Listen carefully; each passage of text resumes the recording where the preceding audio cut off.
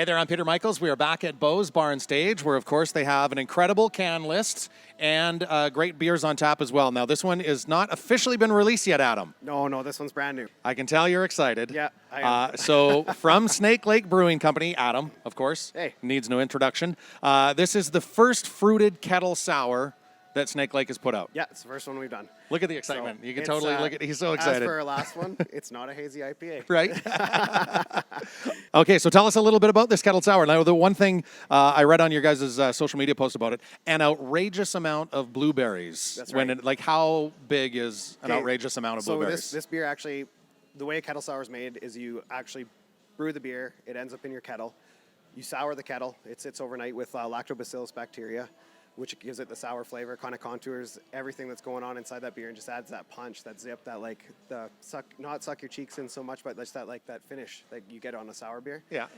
Sits for a night, we come back, reboil it, and then it goes into the fermenter. We ferment it, and then we actually re-ferment it with the blueberries. So that's how you get this really full-bodied, it kind of accents the fruit. It gives you a little bit more punch out of the actual fruit flavors, that real natural blueberry, that taste that comes from that's from the re-ferment rather than putting it in the original fermentation. Now, so I don't think we got an exact amount of blueberries yet, Adam. There's 800 pounds of blueberries in this. Holy crap. Where did you get 800 pounds of blueberries? Well, we did a lot of blueberry picking. No. And I wasn't aware, but blueberries will grow naturally in Alberta, and the name of this beer is Buster Creek. Correct. Which, tell us a little bit about that. So Buster Creek is a creek in between Rocky Mountain House and Sylvan Lake.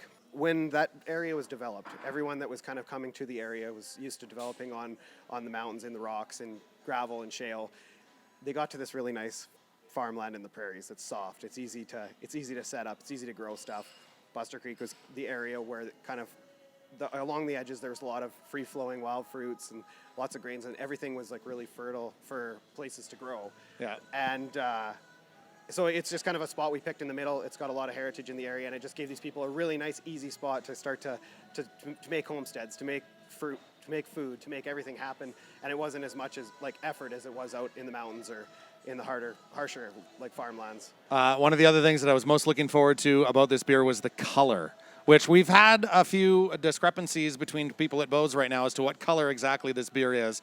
I would say that's a nice purple. Yeah. Tessa, our camera woman, says that it's more of a pink. How excited were you for the coloring of this beer? It's really funny when you go into places and you see these beers sitting on tables. Like, there's a lot of different breweries making all sorts of different sours and different fruited beers that have those lively colors, and they attract attention. They attract your eye.